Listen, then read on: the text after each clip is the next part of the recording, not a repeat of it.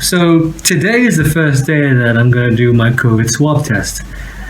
So you know what that means? I get to leave my room!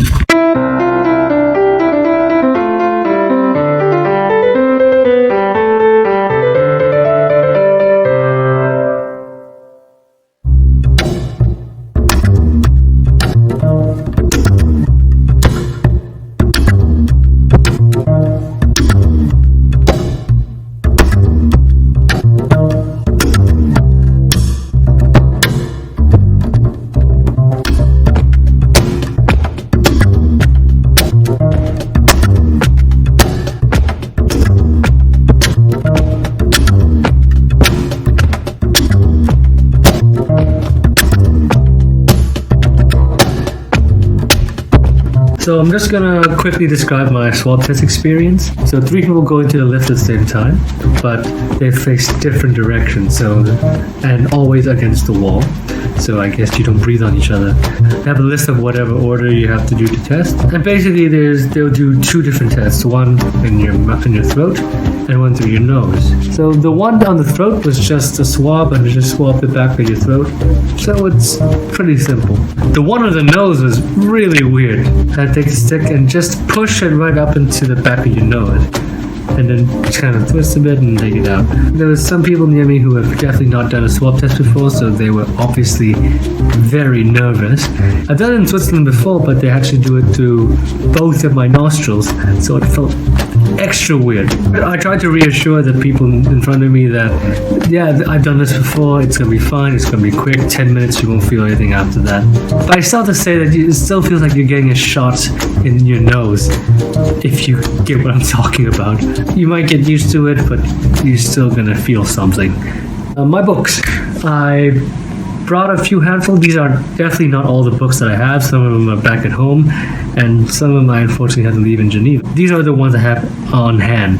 So, on further ado, let's go take a look. I'm wearing something different now because the hotel just told me that after you do your swab test and go outside, you should take a shower immediately. So it makes sense.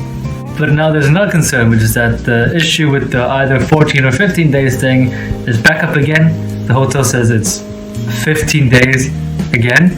So I think my viewers should just make a bet on whether I'm going to spend 14 or 15 days here, because it's up in the air to me.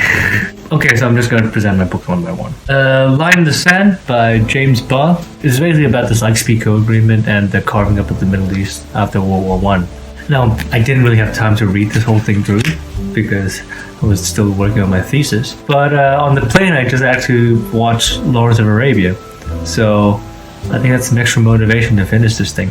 Okay, next book.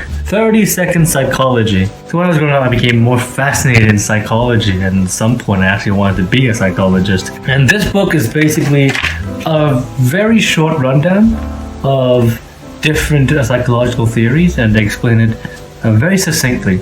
If you're not a psych student, but you're just kind of interested in it, then I think this is a good way to start. But even if you're a psych student, like I was at the time when I got this book, I think it's still a useful tool in just re-familiarizing certain ideas that you kind of lost along the way and wanted to catch up on again. If I was still doing psychology and had a focus, I may want to work on irrational behavior. I mean, it's kind of a relevant thing right now, isn't it? The Oxford Essential French Dictionary. I got this one way back in London, and as you can see, it's not in the best condition. You might think it's because I frequently use this book, but no, I'm just really bad at taking care of my books. I also have a Latin dictionary that I use even less back at home. Mon français est très mauvais. I started the Jean Deschamps channel. I started the Jean Deschamps channel in Geneva mostly because I thought that my French would have improved by then. Mais ce n'était pas vrai. Now I just get by with deep.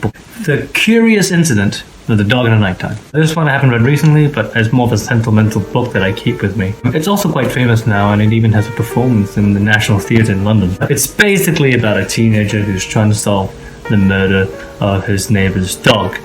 but who also happens to be on the autism spectrum. It's a really interesting read, and it has a lot of twists and turns. I also enjoyed it as somebody who's also on the spectrum, as it really helped me discover myself during my teenage years, as I really identify with the main character. I might talk about it in a different video, I don't know. Mark Haddon himself, the author, is not an expert in the field, and he says as much. In fact, I was quite irritated that the cover of the novel mentions Asperger's syndrome, because it implies that he was an expert on it. Yet his character in the story was somehow very believable, and it was constructed in a way that the reader can be fascinated with. I also would have never known about what Asperger's was until I read the cover, so it's not too bad. It's conceived by J.J. Abrams and written by Doug Dorst. This one is the one I'm currently reading, and it has an interesting structure.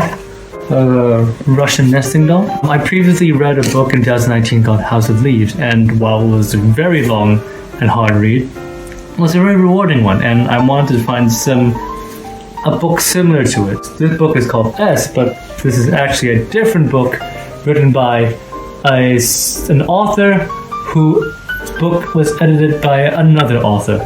And the main character in the book seems to have some sort of weird adventures at one place or another. But the very book you're reading is also read by two other different people, a college senior and a graduate. They're actively communicating with each other through the book by writing on sides of it and making comments about the book too. I hadn't finished it, and I had to consider what my way of reading was going to be.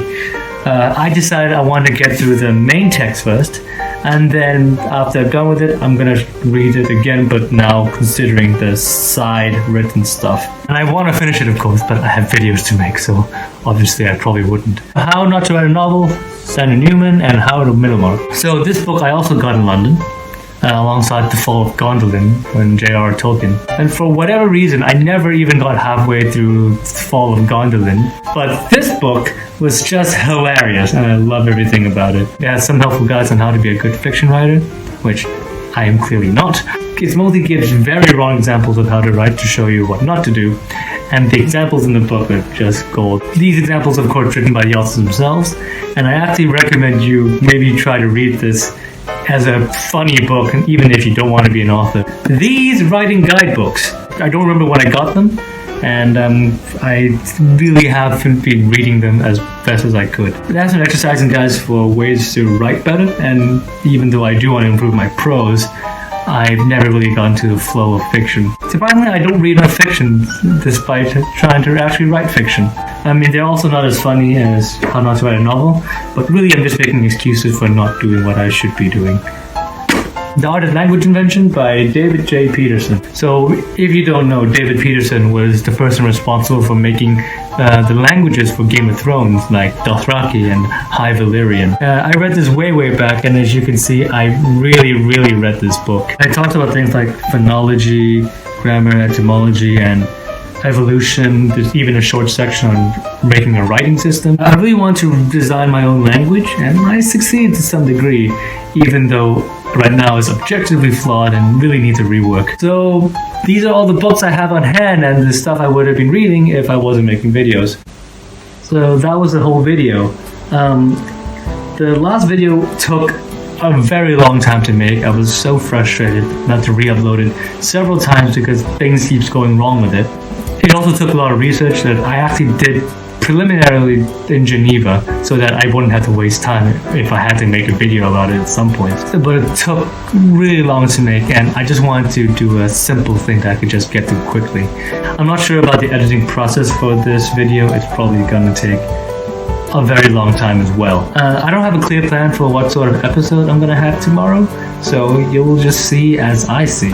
And speaking of not knowing what my next video is gonna be about, I also don't know how to end this video.